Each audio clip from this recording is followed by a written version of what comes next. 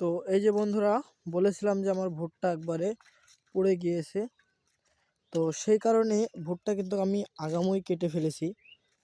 আমার পাশের ভুট্টা কিন্তু এখনো পাকে নাই। এই যে আমার পাশের ভুট্টা, এই ভুট্টা এখনো কিন্তু পাকে নাই। তো আমার ভুট্টা কিন্তু আমি যে যে দিক দিয়ে পড়ে গিয়েছিল ওইখানে, যে এইখানে শুধু বেঁচে ছিল, আর এইদিকে একটু নিচা ভুট্টা, এই কারণে এইখানে বেঁচে ছিল।